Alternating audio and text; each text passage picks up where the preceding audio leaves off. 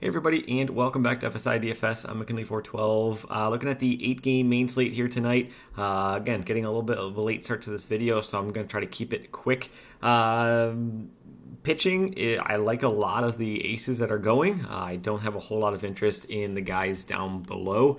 Up top, Castillo and Gausman are going to be my 1-2. I do have a little bit of a lean towards Castillo over Gausman just because, you know, he's $1,000 cheaper.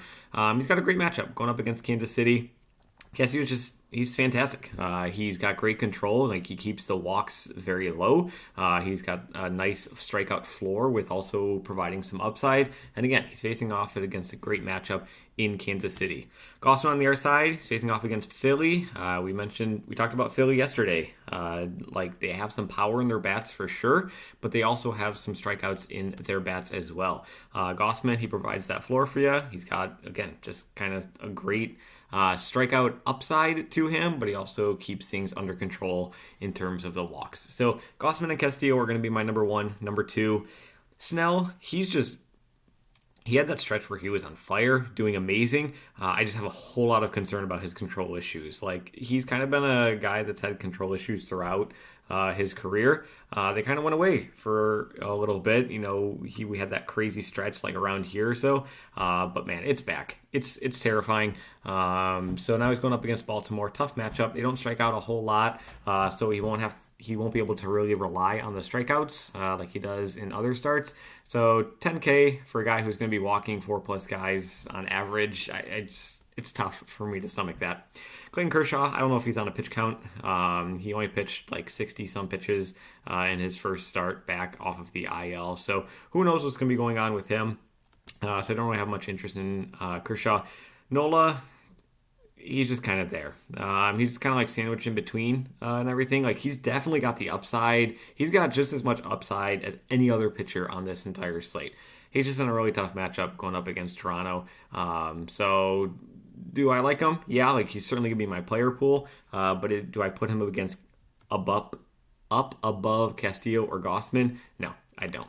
So this is kind of where I ranked those high-tier pitchers. So Castillo and Gausman are 1-2, and I think it's going to be a big gap. And then it's going to be Nola, and then probably another gap, and then Snell. Kershaw's over here, no interest because of his pitch count.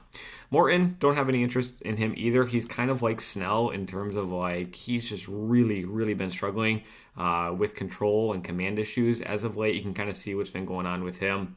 He just really hasn't been able to provide any sort of floor, and like, he does not have the strikeout capabilities of the other pitchers, of guys like Snell or Nola, who can kind of like overcome those walks because of their strikeouts.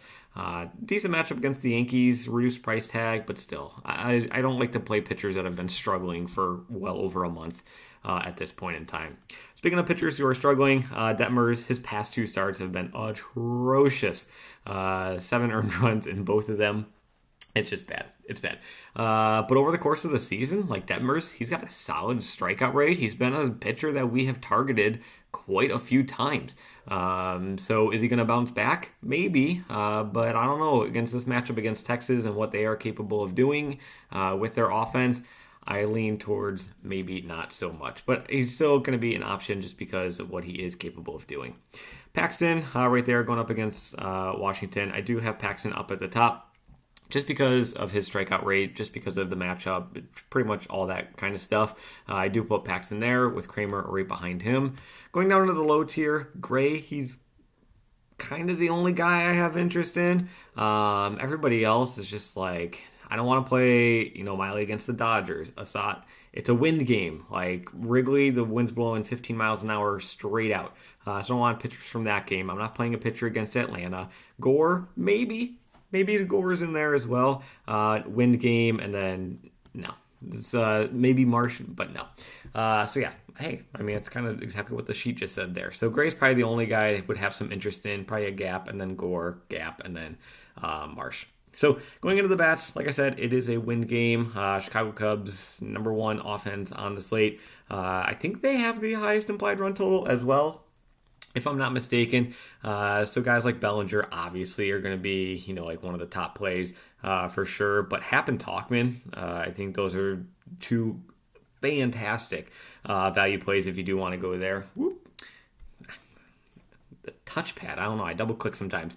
But Happ and Talkman for sure are going to be there. I think that, well, I mean, I clicked Suzuki while we're talking about him. He's only 3.3K. Like, this is just far too cheap, I think, for a guy like him. So I would definitely have interest there. But yeah, Chicago, they're super cheap. They're going to be a team that you're capable of putting in some top tier pitching, just because there's not a whole lot to like in the lower tier.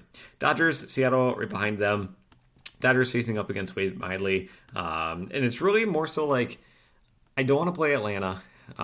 It sounds weird. I don't want to play Atlanta. But like, I don't like any of the cheap pitchers. So how am I ever going to get an Atlanta stack in there when I'm having to pay up 9.5K for average for my two pitchers? So that's kind of why I put Atlanta down in the bottom of the list. Maybe that makes them even more of a GPP play. Just hope that they get there, because like, they're in a great matchup. Going up against Vasquez and New York. New York does have a pretty decent bullpen, though, so it is kind of iffy with that. But I do think that my favorite GPP play is going to be Texas. Texas going off against... who are they facing off against? Detmers. There we go. The guy who's allowed 14 earned runs in his past two starts, but has the capability of being a solid option. So I'm not sure I super trust Texas in cash, which is making me lean more towards a GPP. But they're also expensive, just kind of Atlanta, and that's just kind of what you're going to be getting kind of on this slate. Is like, you want the top offenses, but you can't get to them because pitching, I feel like you got to pay up at. Which is why Chicago then, magically works its way up to the top of the list. Like, they're very affordable. They're in a great pitching matchup against a bad bullpen, and the wind is flying straight out to center. So Chicago is definitely going to be number one. Chicago White Sox on the other side of that game, very cheap options as well. So, I don't want to talk too much, but that pretty much covers the slate. It is already almost 1:30, so I want to get this video out to you guys, but hopefully this puts you in the right direction, and thanks for watching. As always, good luck in your contests, and we'll see you in the next one.